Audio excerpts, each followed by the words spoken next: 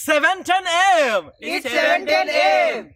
Time to wakey wakey and time for bakey. Time to wakey wakey and time for bakey. Get ready for your host with more. Get ready for your host with more. Mr. Brian Brown. Mr. Brian Brown. It's 7:10 a.m. It's 7:10 a.m. Que la roja pichuela y cuando le no viene ligado igualito que yuca. Ese pelo que tiene tan lindo, no venga a pensar que eso es una peluca. Tiene cotorra perico, yo tengo cotorra, tú tienes la cuca. Está claro en el ring, en el piso yo quien te No critiques mi pelo, que la soy bueno, porque tú no tienes que de odio tú estás lleno. No critiques mi pelo, que la soy bueno, porque tú no tienes que de odio tú estás lleno. No critiques mi pelo, que la soy bueno, porque tú no tienes que de odio tú estás lleno. No critiques mi pelo, que la soy bueno. It is 7:10 a.m., guys. Actually, 7:14. Running a little late this morning. I woke up. I'm reading the thing. Big shout out to everyone who's on here. Teresa Deller, Chantel, Mike. Hey, what's up, Mike? Russell, hey, you made a morning one. Jeremy. Hey, I don't know what's going on, but definitely prayers for Tay and family. I'm just seeing this for the first time on here, guys. Hey, good morning, Lonnie.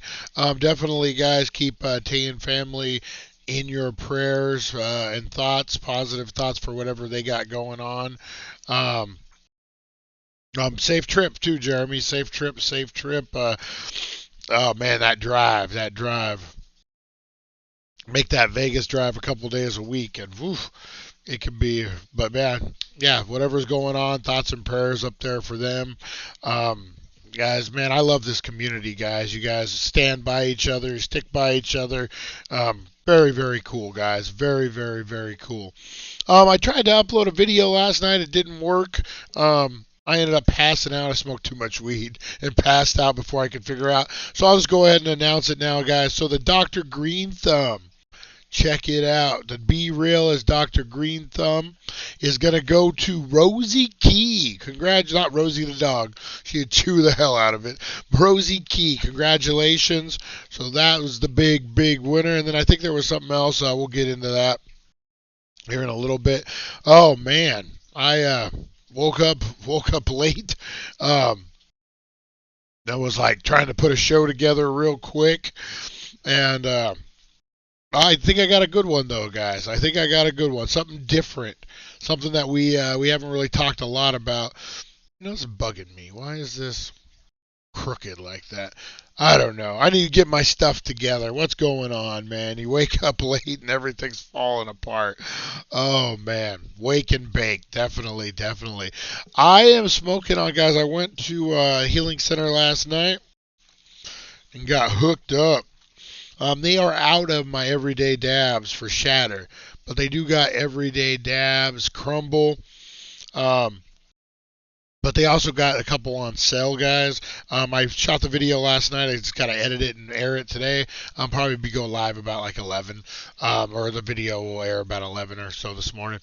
The live resin, guys. Check these out. This is from Hush. $10 a gram. That's really good. And I've showed you guys, I like these biggie bags. Now they're called baggy buds. That's biggie bags.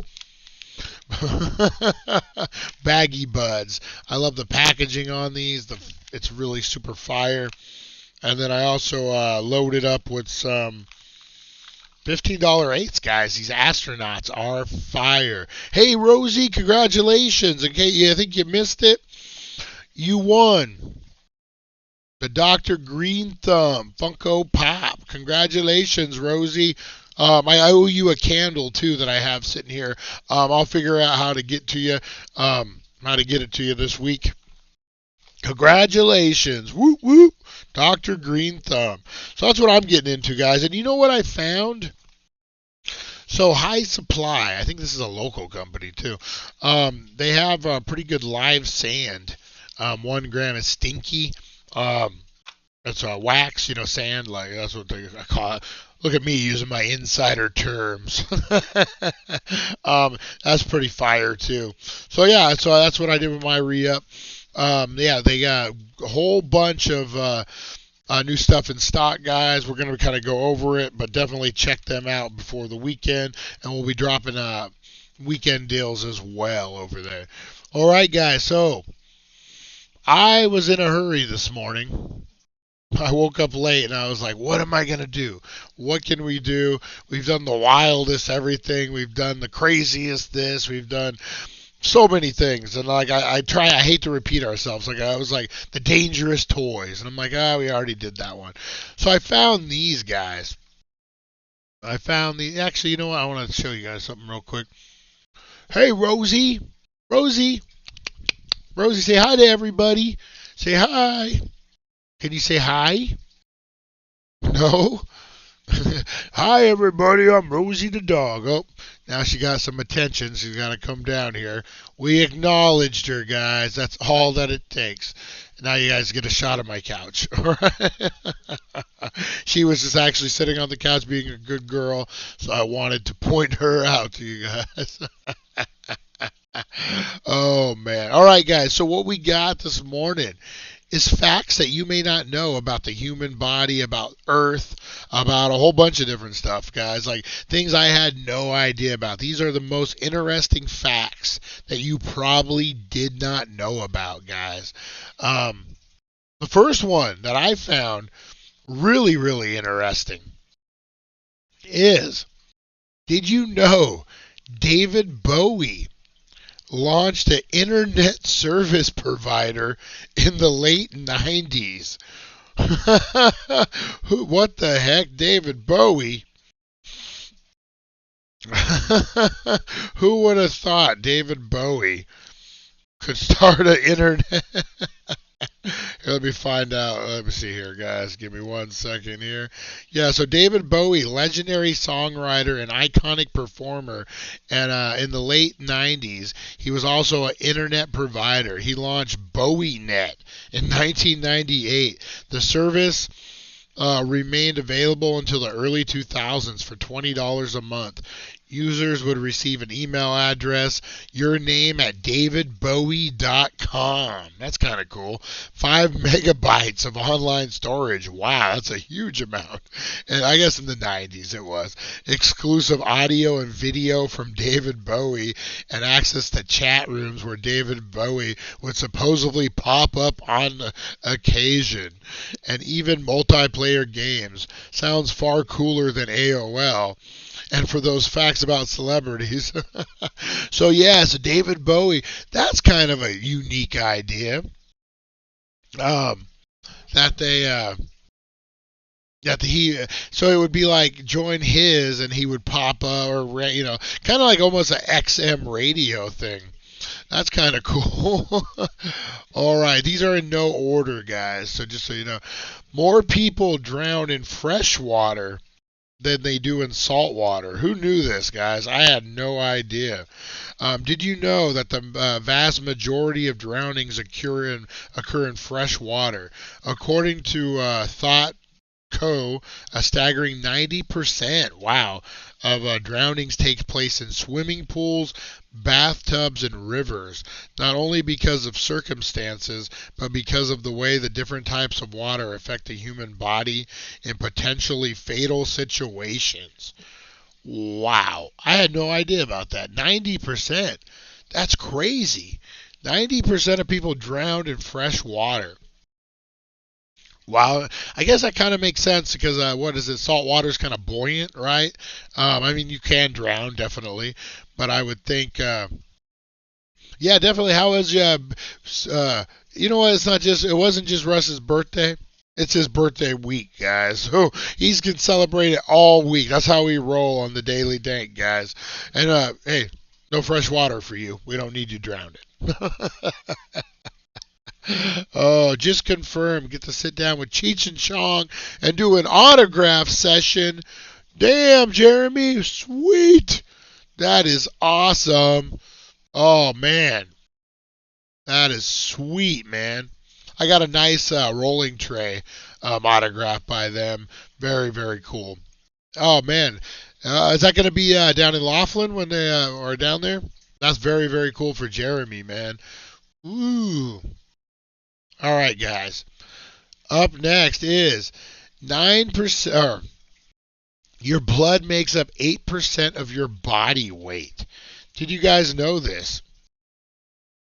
When I'm feeling heavy, I like to tell people, well, my blood is a little heavy today. It makes up 9% of my body weight. The human body contains everything from muscles and bones to organisms and bacteria. But when it comes to your overall weight, you'd be silly not to consider your blood.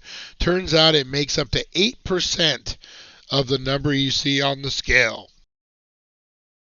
So yeah, I'm just blood heavy, guys. Oh, I'm just blood heavy, guys. I've been thickening my blood up. That's why my pants aren't fitting as good as they used to. It's the blood, guys. It's got to be the blood. Oh man, whoa, we got lights falling. Lights, camera, action. What's going on? Oh my goodness gracious. Now this one I found super interesting. Ravens' moods are affected by others. Now, I've always heard that ravens are super smart, super intelligent, great problem solvers. But now we find out that they're also, their moods are affected by others. It's well-known fact that ravens are wildly intelligent creatures, but 2019 research published by the journal Proceeding of the National Academy of Science discovered the birds are also very in tune with feelings of the creatures around them. This empathic trait had previously only been observed in primates. So they basically can absorb the feelings and ongoings of others around them. Oh, wow. That is crazy. Yeah, I knew they were smart, but I had no idea. I just thought they were assholes, to be honest. Oh, right. My daughter, great story.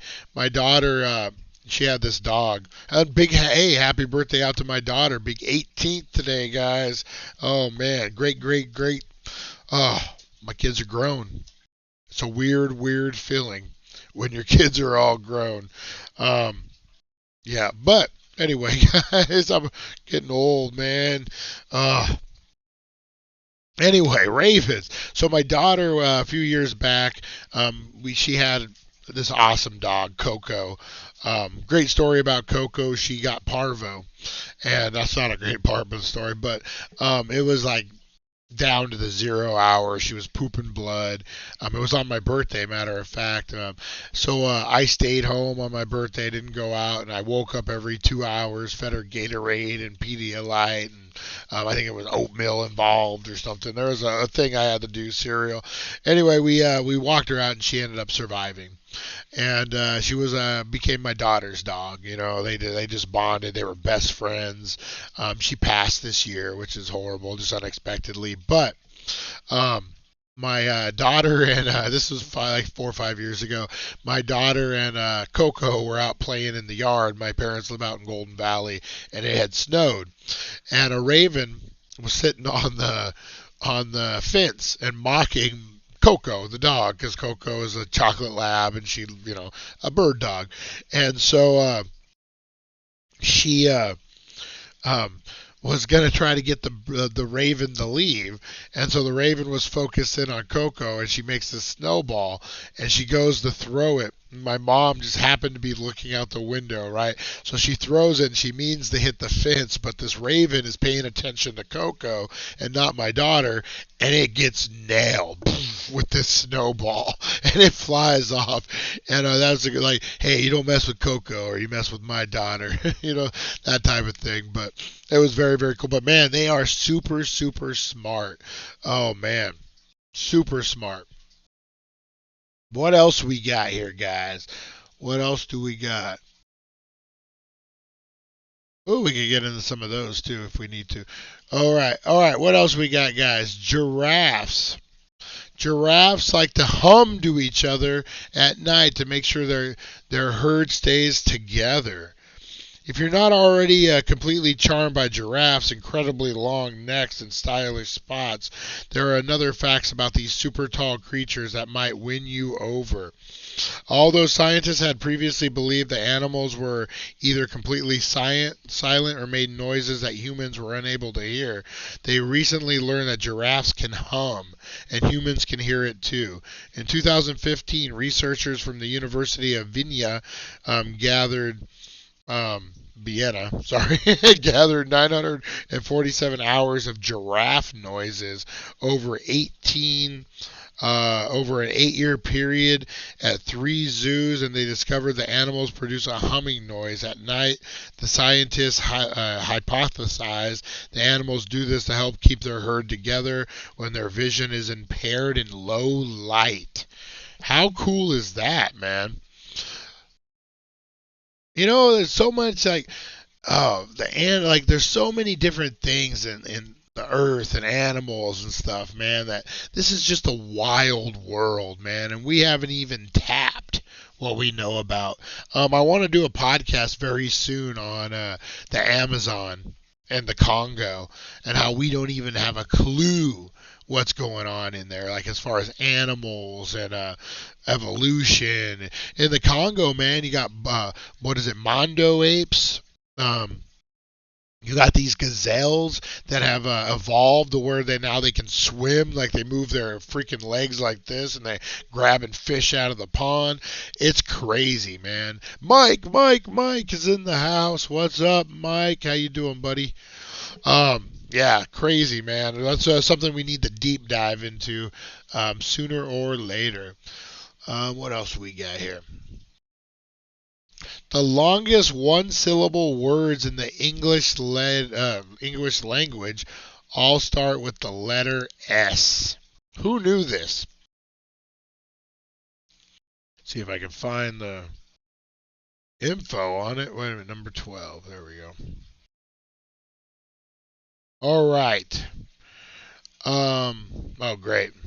A monosyllabic word has just used one syllable, and while plenty of monosyllabic words exist, the longest one. Let's listen to Brian try to pronounce long words. That's what we're going to do this morning.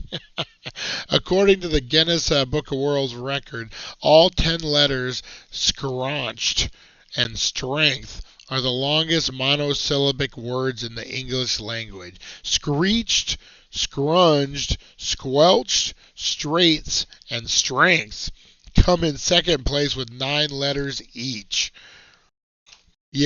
I'm too high. I don't know what that means. Did you know we were all born with two fears in our body? I'm trying to find it. What is this, number 8? While it might seem like you have been afraid of snakes and spiders since you were born, that's not totally true. According to CNN, scientists have found that humans have just two innate fears, the fear of falling and the fear of loud sounds. The rest of the phobias you learned over time. So when we're born, we are instinctively scared of falling and of loud sounds. How much of that do you think? How much do you think that has to do with like our DNA and our muscle memory? Like, you know, I've read a million papers that talk about like, road rage. Actually, this is one I brought up that my counselor brought up with me a while back when we were talking about road rage. I got some road rage. I used to, not so much lately. I've learned to kind of keep it in tune. But so he was saying that a study has been done, and a lot of psychiatrists believe that road rage is kind of, I guess, in our DNA. Because back in the day, when you were traveling on your wagons and that kind of stuff on the wagon train, they would bang like pots and pans if you got too close. Hey! And then you would know, I got to get my wagon away from them, like whatever. So that's what he was saying. A lot of people I read a story of a girl and her mom that helped save a raven, nursed it back to health. It would fly with them, follow them, and the lady dropped her house key at the park, and she got home, and the raven was there. Nah, you know what? They're smart, man. They're super smart. So yeah, so that was a theory on why people have such road rage. Is we kind of inherit it, and same with like our fears. And different things, a hunter and gatherer kind of thing. Like, it's so ingrained in our DNA because that's what the cave people had to do day in and day out, and then we just kind of inherited it. That's what they say. I don't know. I think they're full of shit. But anyway, did you know you have a 1 in 1,461 chance of being born on a leap day? Those aren't as big as odds as I thought they would be. I thought they would. I thought it'd be like 1 in a 10,000, 1 in 100,000, or something like that. My girlfriend is actually born right around a leap day. I always forget when it's her birthday to when that rolls in. It's like right on the freaking cusp till 29. Sometimes I have an extra day to go grab something. Some days I don't. Some years I don't. All right. Did you know your brain uses around 20% of your body's blood and oxygen? It makes sense, man. I would think it would be one of the most active. The human brain is responsible for countless tasks and is always busy keeping our internal systems running. In order to remain so viable, the brain uses 20% of both oxygen and blood in your body. According to Healthline, and for more information about your brain, body, and so you can go check out Healthline if you want more information about your brain, body, and blood, guys. But 20%. So, you could say that the reason I'm looking heavy today is because there's so much blood in my brain because I'm so smart. That's why I'm looking and feeling a little heavier, guys. Did you know squirrels causes more power outage than any other thing in the U.S., guys? That's freaking nuts. I can see it, though. I could totally see this. The American Public Power Association says that squirrels are the most frequent cause of power outages in the U.S. The APPA even developed a data tracker called the Squirrel Index that analyzes the pattern and timings of squirrels' impacts on electrical power systems. Turns out the peak time of the year for squirrel attacks are May to June and October to November. Trying to get those nuts in more ways than one. They're trying to get the nuts for the winter in October, but May and June, they're trying to get their nuts off, guys. You know what? Did you know? Did you guys know figs are not considered vegan because they have dead wasps in them? Who freaking knew this? I did not have a clue. Anyone who sticks to a strict plant-based diet will remove figs from their repertoire.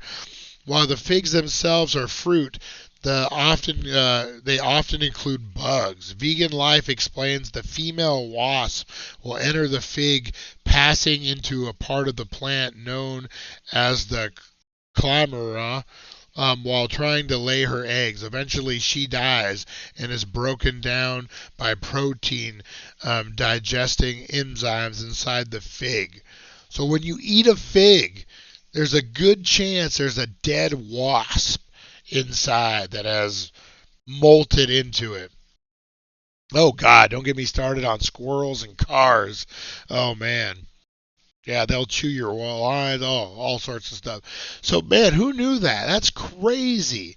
I don't know if I'm eating figs. I'm going to be honest with you. I like figs. This one, who knew Vegetables don't really exist. Well, my kids knew for a long time. Professional chefs and home cooks may use the word vegetables to describe everything from asparagus and broccoli to zucchini and yams, but turns out the term has no scientific value. When BBC asked Wolfgang Stupi, botanist of the Royal Botanic Garden, if vegetables really exist, he answered no. Botanically, the term vegetable does not exist in botanical terms. And more wild information. Wow. So the term vegetable in botanical world does not exist. Something that I guess we came up with just to make ourselves feel better. You know, it's a vegetable. We all call it vegetables. It's a vegetable, damn it. All right, one thing, guys, I had no clue about. Actually, I think I did, and I had forgotten all about it. Did you know you typically only breathe out of one nostril at a time? You know, there's some kind of experiment you can do. I forget. Some kind of experiment you can do that like proves this. I used to do as a kid. You might think that your nostrils share a workload when it comes to taking in oxygen, and while they do, it's not quite the way you might expect. Instead of both taking in the same amount of air when you breathe, you actually inhale most of the oxygen through one nostril at a time. Every few hours, the active nostril will take a break and the other nostril will take over until you ultimately switch back again. Wow, so your brain does this without you even know. Like, so your nostrils actually will switch. I wonder if when you're smoking, if it does that. Oh, man. That's crazy, guys. You know what? Those are all the fun facts that we got, but I have a couple of these left over from yesterday I kind of wanted to go over with you guys. These are conspiracy theories that ended up being true that I kind of wanted to touch on a little bit, guys. So this one, John Lennon was under government surveillance when he passed away. I found this really intriguing. There's a few of these that you don't really think about.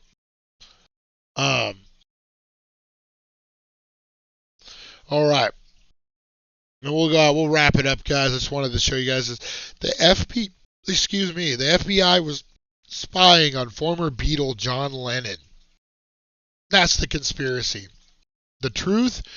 They most certainly were. Like many counterculture heroes, Lennon was considered a threat. Anti-war songs like "Give Peace a Chance" don't exactly endear former Beatle John Lennon to Nixon's administration. NPR reported in 2010. In 1971, the FBI put Lennon under surveillance. Was this what's his name, Hoover?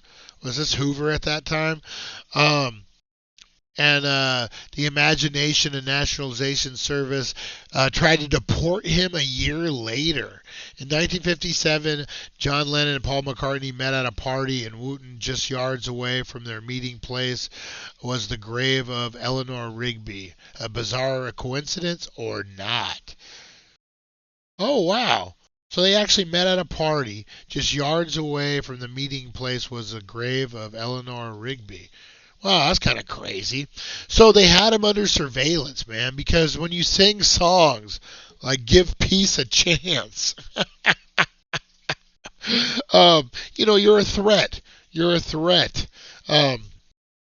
Crazy, man. We used to have a guy in here named Lennon. I got to get him back in here, man. That's the goal of the year, guys.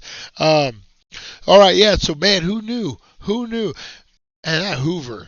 That Hoover, is that J. Edgar Hoover? Yeah, he had some stuff going on, man. He had some files. Imagine if those files ever pop up. Oh man, he had what? He was like a blackmail kind of guy, from what I understand, right? But crazy guys. Well, you know what? Maybe that's something we should get in. That's a true crime. Maybe I'll look into that for today, guys. True Crime Thursday. We'll look into J. Edgar Hoover. Maybe we will. All right, guys, I'm going to get out of here. I appreciate you guys hanging in there, hanging tough like the new kids on the block. Whoa, whoa, whoa. That's right. I'm starting to rethink life. Oh, you guys are awesome. You guys are awesome. Don't want to eat. Oh, you guys are awesome. Rosie, congratulations. You deserve it, man. Awesome. I appreciate all you guys tuning in. We got more stuff coming up, guys. Tune in at 4:10. We're going to talk about J. Edgar Hoover, obviously, I guess. All right, guys. I will see you at 4:10. Go out there, be kind to one another, and I will see you. Thank you for joining us on the It's 420 Somewhere podcast. Broadcasting worldwide and brought to you by thedailydank.com. Check out our merchandise and amazing content. And follow us on all our social media. Now, you don't have to go home, but you